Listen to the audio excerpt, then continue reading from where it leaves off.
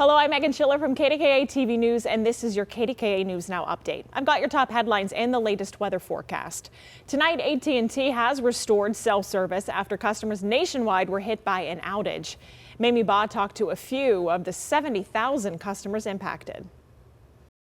AT&T customers waking up to the SOS symbol. And I thought it was like my cellular was off, and it's not. Like, it's just down. Point Park student Sophia Smith tells me it's a challenge. I can't text anyone or like contact anyone because I have like a daily routine and I gotta get a hold of people. Others have to get a hold of their electronic wallets. Everything's my phone, like, my Lifeline, my apps, my Ubers, my everything, my insurance card, everything goes through my phone. That's not gonna be it. Yeah, you really depressing me. According to the website downdetector.com, which tracks outages, more than 70,000 AT&T customers reported not having cellular service. So you have to be connected to Wi-Fi. Yeah, to do anything. Some impacted customers used Wi-Fi to make calls and send messages. However, they tell me it's hard when you're on the go. All my public transit is on my app.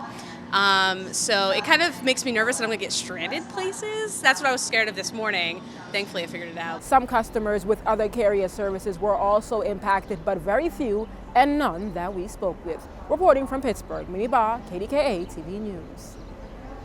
Questions are being raised after 5 animals at the Pittsburgh Zoo died within 7 months. As Chris Hoffman reports, the deaths have all come since the zoo left its accreditation program. The zoo has been working to get back into the Association of Zoos and Aquariums, or AZA, their accreditation program since 2021. So we asked that group's CEO today, do these recent deaths have any impact on this accreditation process? The AZA accreditation is viewed as the gold standards for zoos across the world. It ensures the animals and visitors are safe and treated well. They're receiving better care than you and I could get. The Pittsburgh Zoo left the program back in 2015 over its elephant handling policy. AZA CEO and President Daniel Ash says he is aware of the deaths of a zoo gorilla, elephant, and sea lion this year. He says at this point there doesn't appear to be any connection between all the deaths from what he's aware. I certainly don't see any obvious or concerning connection. At this point, the deaths are not expected to impact the zoo's future path to accreditation. But they have an exemplary record over time of providing care. And, animals are like people. They get sick. Which Humane Action Pittsburgh wants. They say the accreditation is a necessity for a zoo. And based on at least with the city, the zoo has been in breach of it by not being accredited. There should be meaningful damages put into place in the lease to hold the zoo accountable. While the organization is the first to say they are not wild or exotic animal vets, they feel the recent deaths bring awareness to the need for proper accreditation. Currently, the zoo is accredited by the Zoological Association of America, which AWESH says has lower standards. The ZAA really was established to be an agency that promotes private ownership of exotic animal ownership. RAD, which helps fund the zoo, says they are saddened by the losses, but still has confidence in the leadership of the zoo. PETA calls for an investigation in a statement. It urges people to visit only AZA-accredited facilities. The city's lease with the zoo was up at the end of 2022. City Council gave it a 1-year extension, so that takes you to the end of last year. The mayor's office is in charge of the negotiation process between the city and zoo. We reached out to them. They say they're still looking at all that information. Once we learn more from them, you will too. We reached out to the zoo, and they say they don't have any further comment beyond what they've already said on these matters. Outside the Pittsburgh Zoo and Aquarium, Chris Hoffman, KDKA-TV News. And now here's First Alert meteorologist Ray Petlin with a look at your weather.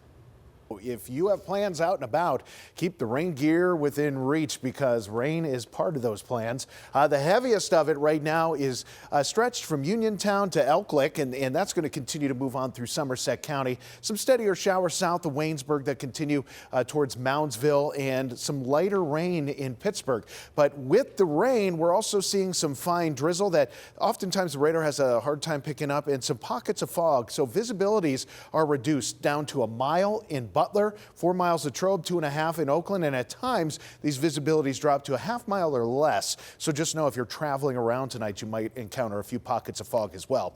Temperatures are still mild, not quite the heat we had yesterday, but temperatures are in the upper 40s in many locations. Pittsburgh, 48 degrees, 49 Irwin and Waynesburg, 49 in Uniontown and Connellsville. We have 45 Katanning, Butler, Zealy, and Newcastle. So these temps are quite warm.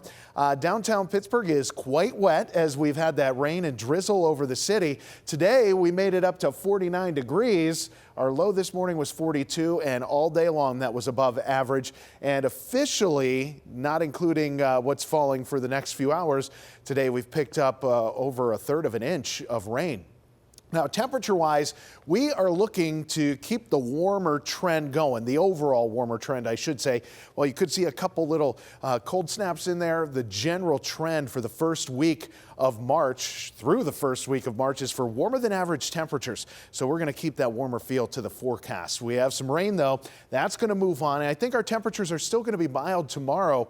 But beyond that, and once we start to dry out, the cold air will start to drain in. So tonight, we're looking at those showers to move off to the east, especially after midnight. That's where we start to see the rain tapering off. Tomorrow, clouds, couple peaks of sunshine. However, we can't rule out a spotty shower trying to materialize, especially during the afternoon. But I don't think this is going to be a washout. I don't think it's going to be a completely soggy day. So just keep in mind you might have a quick passing shower to deal with. And then into Saturday, the cold air starts to drain in here. And through the day, we'll gradually clear it out. So just know, Saturday is coming in quite cold, but we warm it up a lot heading into Sunday, and we keep that warming trend going right through much of next week.